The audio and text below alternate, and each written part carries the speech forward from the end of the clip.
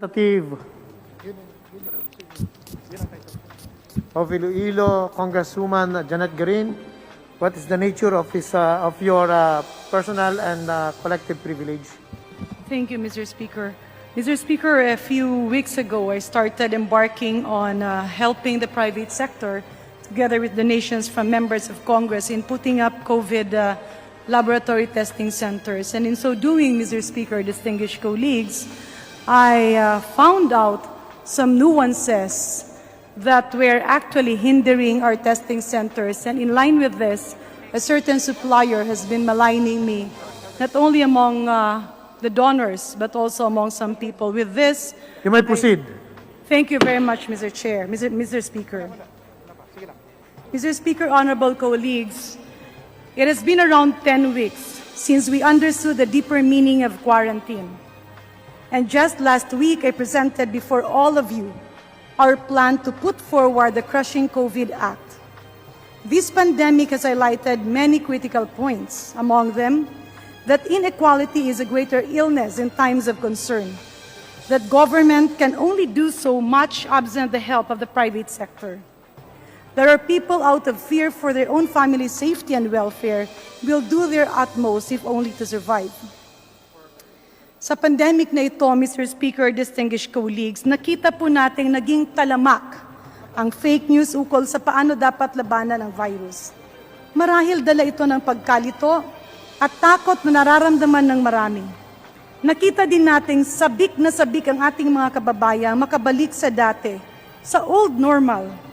Kaya nung magbukas panandalian ng isang kilalang coffee shop, o kaya nung ninais ng ating mga kababayan na bumili ng cake noong Mother's Day, o kaya nitong weekend lang na nagumpisa ang operasyon ng iilang mga mall, ganoon na lang ang pagpila at pananabik ng mga tao. Ang lahat ng ito nakikita natin dahil nababalita. Pero ano po ba ang hindi nababalita? Yung greediness ng iilan na marahil punot dulo kaya gaano man kalakas ang panawagan ng madla para sa malawakan or expanded PCR swab testing ay tila yata hindi matuloy-tuloy ito. More than 2.5 months and 110 million Filipinos have been asking, if I were not a VIP, if I were not someone with special access to government resources, if I don't have the money, how will I get tested? And if I were to get tested, how does the test happen? Where does it happen? How much and how long shall we have to wait? How do we carry with our lives? While waiting for news from the Department of Health regarding the much-needed testing centers, mistrust started to crawl in. One could say even discrimination grew. People who were not tested were presumed to be infected, even if they were just waiting for their results. Not knowing where the enemy is indeed brings a lot of uncertainties and cultivates an atmosphere of confusion. Naalala ko po, Mr. Speaker, nung sinabi po ng ating butihing Deputy Minority Leader when Congressman Kit Belmonte said, "Nako, ang hirap-hirap na nagpapatest sa Quezon City.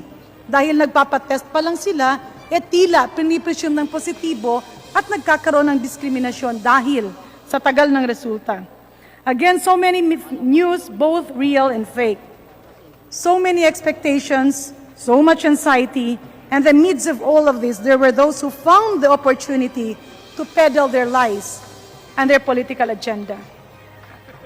Isarara po natin ang ating bansa. Sumadsad ang ekonomiya, ilang buwan na ang lumipas, pero ang natesting wala pa 1% ng Metro Manila. Bilang dating kalihim ng kalusugan, at bilang ngayon nga kasama niya dito sa kongresista, at ang pinaka-importante po bilang isang nanay at may bahay, di po ba naiiba ang takot ko sa karaniwang Pilipino? Kung ano man ang takot nararamdaman nyo, ganun rin po ang nararamdaman ko. I remember when Congressman Mikey Arroyo was very much concerned about the people in his district getting infected. It was a daily routine for him to pray that testing centers will be increased.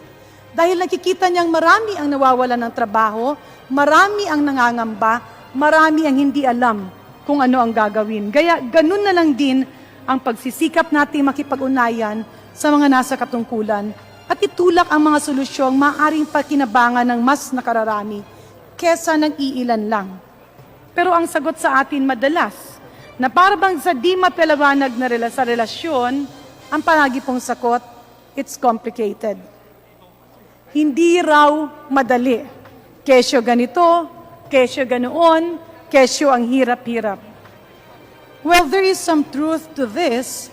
There appears to be a deeper reason to everything as I have come to learn. While everybody has been busy looking at the daily count of COVID cases both here and abroad, ang lingid po sa ating kaalaman ay may iilang walang konsensyang hinaharang ang access natin sa mga testing equipments at testing kits sa bansa natin. Allegedly, there is a couple in the Philippines barring the importation of much-needed COVID testing automated machines, otherwise called automated extractor machines. Paano po ba ito nangyayari, Mr. Speaker? Nagulat po ako dahil nung gumagalaw ang pribadong sektor, tila hindi makapasok sa Pilipinas yung order natin. At ilang beses na-postpone. Only to find out that not only this company but almost all companies selling testing kits, ibibigay lang sa iyo ang makina nila kung ikaw ay bibili ng testing kit. At ang pagkakasabi sa mga donors at sa mga negosyante ng kumpanyang ito, ang dami raw pinadala sa mag-asawang ito. They were allegedly estimating they facilitated the entry of 30 notch automated extractor machines and 40 MA6000 into the Philippines. Lingid po sa ating kaalaman, it is the company's policy that testing equipment are not to be sold for profit. It is being made available to facilitate testing. Kung ang isang negosyante po ay hoard o itatago yung mga kagamitan para sa testing at ibebenta ng pagkamahal-mahal sa ating mga donors, hindi po ba? Is this not an injustice to the Filipino people? Kaya naman pala, nung yung mga donors, paulit-ulit na nakikipag-ugnayan sa iba't ibang mga kumpanya, palaging may humaharang. At ang palaging reason, exclusive distributor po kami. Bansagan po natin ang mga halang-ang kaluluwa na ito bilang VE. Gawang very enterprising ang mag-asawang ito. Pati buhay ng ating mga kababayan, ginawang negosyo. Matapang pang nilapitan ng mag-asawang VE ang mga maaaring tumulong para mapasakamay nila ang exclusive distributorship. Dahil sa ginawa nila, na-delay ang pagpasok ng ating mga kinakailangang equipment at machines noong May 11 para magamit sa laylayan at bayan-bayan. Napaikot din nila ang ilang mga donors sa pag-aakalang parating na yung mga kagamitan at tila meron silang patuloy na pakikipag-ugnayan sa factory at mga scientists at eksperto na gumagawa ng testing kits. Yun naman pala. Meron na silang warning 1.5 months ago. They were warned not to hoard equipments. They were warned to use the equipments for testing. They were warned not to overprice. They were warned not to deprive our country of the much-needed PCR or swab testing para po sa ating COVID.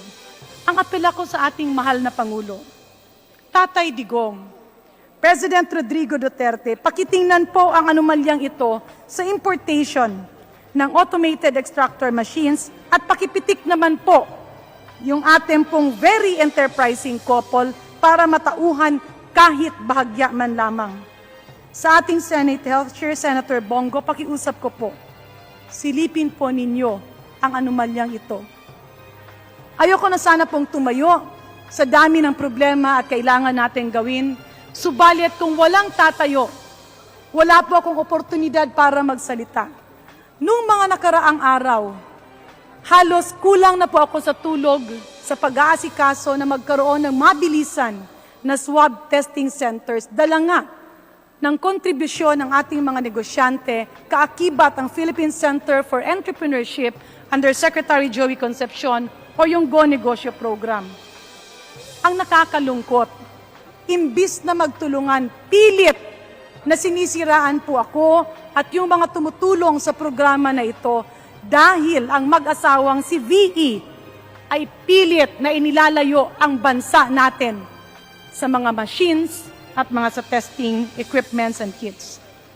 Ako na po ang magdadiagnose, Mr. Speaker, distinguished colleagues. Hindi po COVID, kundi COVID ang sakit ni na VE. COVID as in corruption in a pandemic is a disaster. Ang kinokopid nila di lang po pera, kundi buhay ng pangkaraniwang Pilipino. Ang babala po natin at sa mga kakumplot nila, huwag po nilang subukan ang pamahalaan. Huwag niyo pong isiping pwede niyong bilugin ang ulo ng Pilipino. Huwag niyong gamiting oportunidad ang COVID para pagsamantalahan ang kababayan at kapwa-tao natin. Because there were a lot of uncertainties, survival became the mode for many of us. Almost everybody was looking for ways to be tested. Ramdam ko ang kaba ng mga naghihintay ng resulta. Kaya naman po, gumalaw ang pribadong sektor. I respect the opinion of our scientific minds. Many were against rapid test kits, citing false negative results. Ako nga po, yan po ang naging katayuan ko. Sa ating mga kagalang-galang na kongresista, Mr. Speaker, simula po noong Marso, ang dami nang nagtetest sa akin ukol sa COVID rapid test kits. At patuloy ko pong sinasabi that we should be careful because the gold standard is the PCR swab test. Kaya lang, hindi mo mapigilan ang kaba ng tao kasi kahit paulit-ulit na sasabihin natin na PCR or swab test ang gold standard, hindi naman siya available dahil wala naman pong gumagalaw. And again, there was no clear-cut direction of where we were going with regards to the PCR swab test. This is very important, Mr. Speaker, because while other countries were testing at $30 to $40, we were confused as to how much is the actual cost. Can I have the slide, please? Ito po ang testing natin at ang ating PhilHealth rates. Tingnan po natin ang ating PhilHealth rates at kakikita po natin na nagkakanya-kanyang opinyon. Nag-aaway-away na yung ating mga doktor. Nag-aaway-away na yung mga tao natin sa gobyerno. At dahil dito ang pinag-aawayan, ano po ba ang dapat gamitin? Rapid test po ba? Or COVID PCR swab tests? May kanya-kanya po silang strengths, meron din sila kanyang-kanyang weaknesses, pero ang punot dulo ng pinanggagalingan ng lahat ng ito ay dahil wala tayong PCR COVID testing centers enough to make it available and most importantly, affordable to our people. Kaya nagulat po ako, Mr. Speaker, distinguished colleagues, paulit-ulit na sinasabi ng iilang opisyal, testing is not cost-effective. Testing is not needed. Tila salungat ito sa paulit-ulit na sinasabi ng World Health Organization at tila salungat ito sa unang sinabi ng DOH at tila salungat ito sa ginagawa ng lahat ng bansa sa buong mundo. Are we exempted? No. It is just because we are finding reasons so that our people will not be tested. It is just because we do not accept the fact that we lack testing centers. Mr. Speaker, distinguished colleagues, COVID-19 is a challenge of how the world reacts in a time of pandemic. It is also a challenge to the way we should situate ourselves in society.